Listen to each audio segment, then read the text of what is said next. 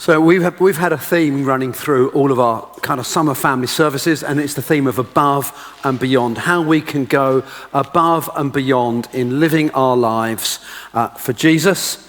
And kind of we're picking up on that theme again today.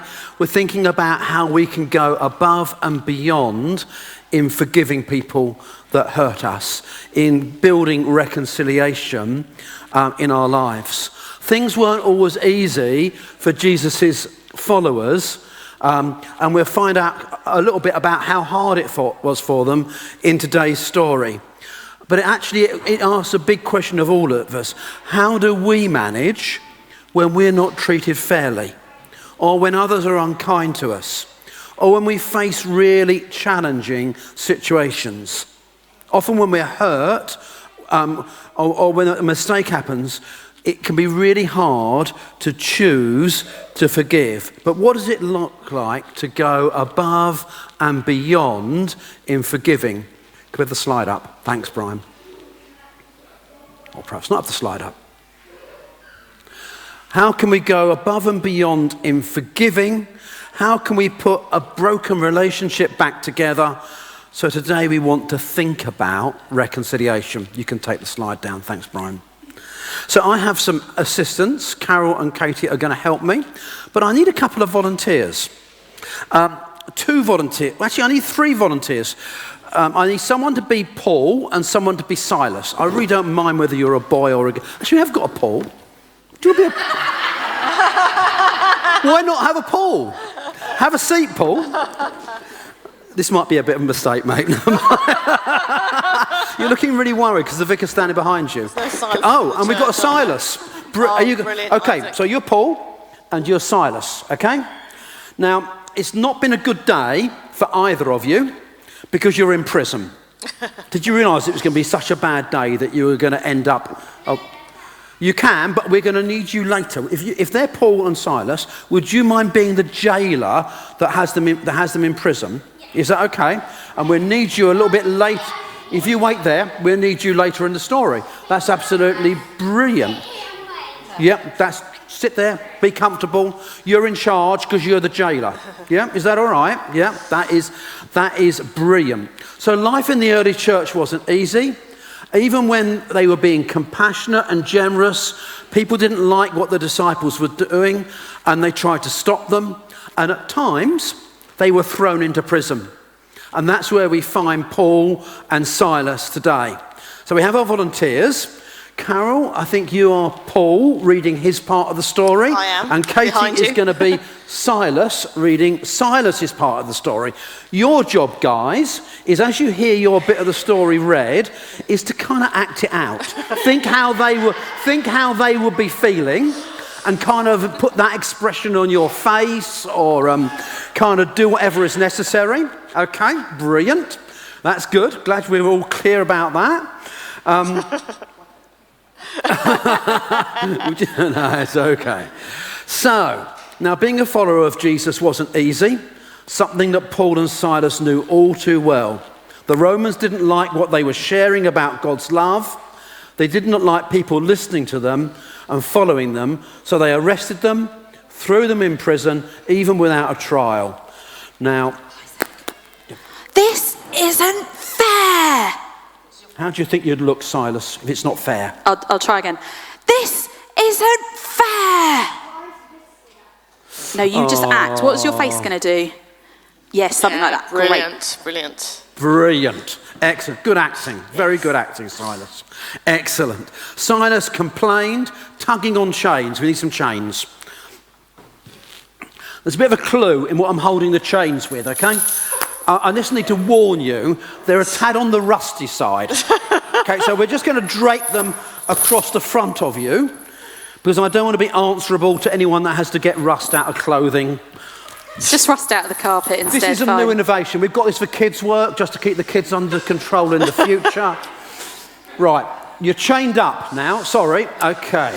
We've done nothing wrong, and yet we're stuck here. What are we going to do? So it's me, isn't it? Paul sat there for a moment thinking, And then he remembered something Jesus once said.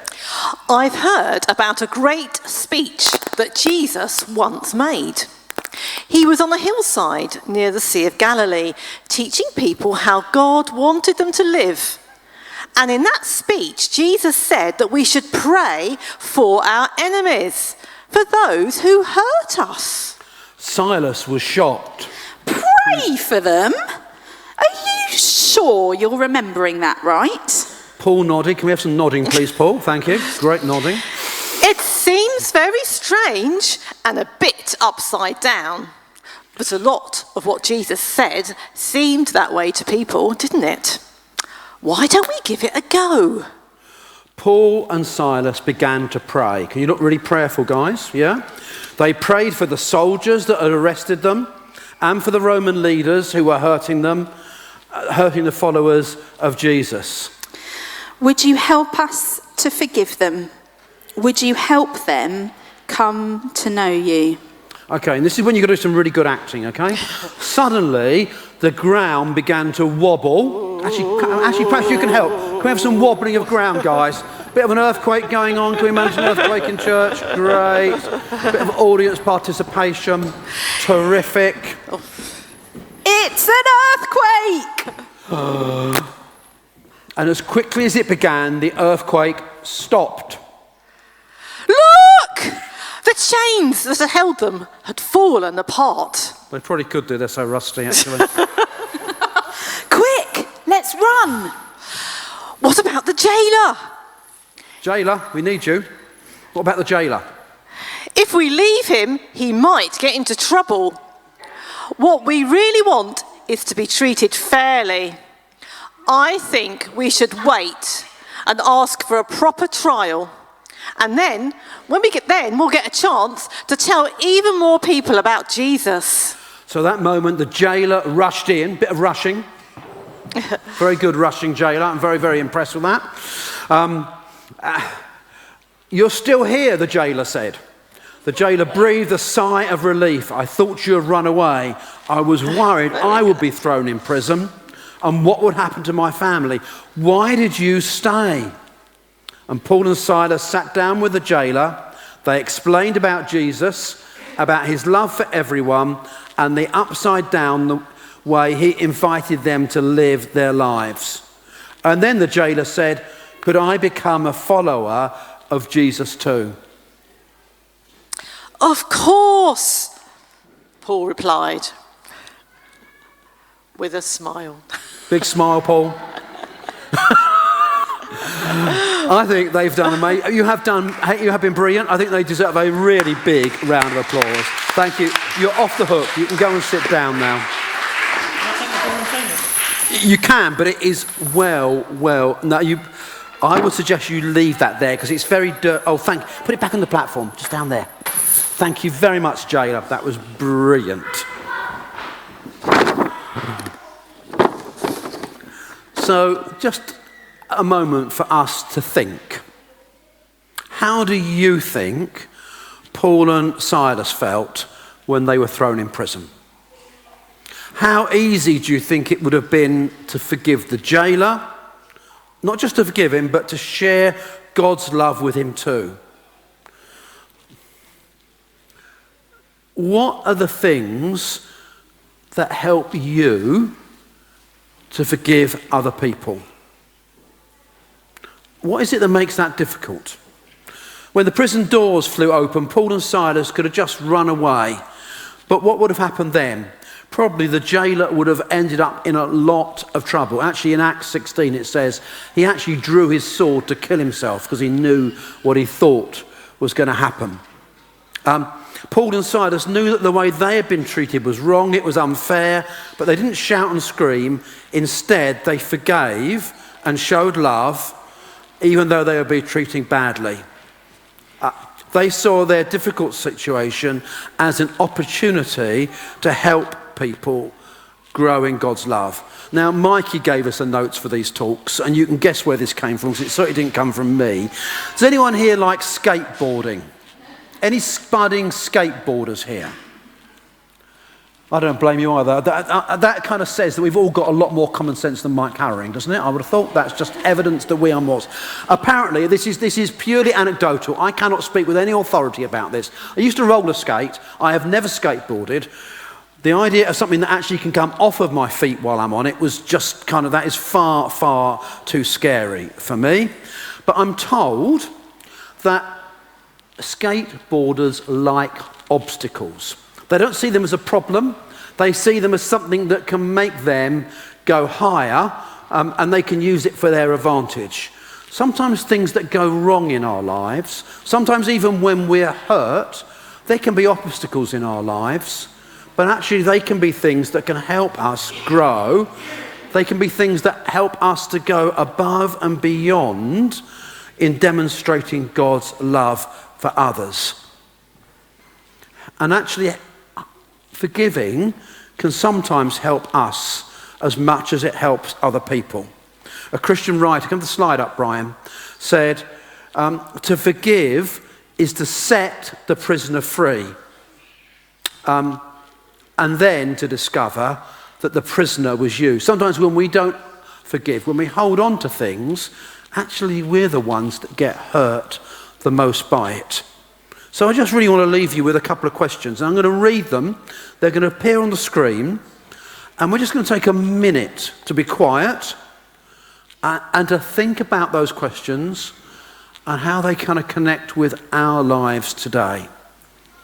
So just as we're being quiet, is there anybody that you need to forgive today? And just think about that for a moment.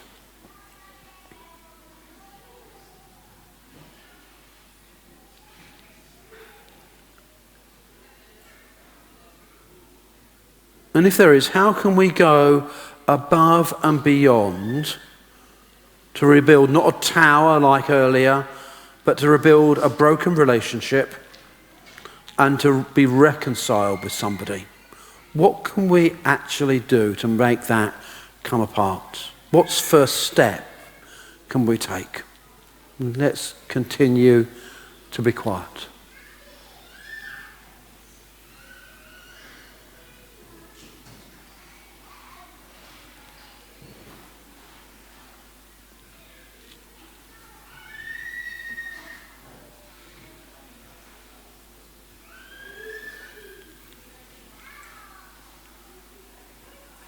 And just as we are, we're going to pray.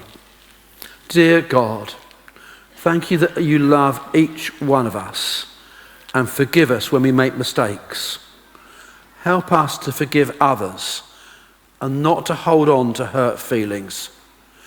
Help us to seek reconciliation and to go above and beyond in sharing your love with those around us.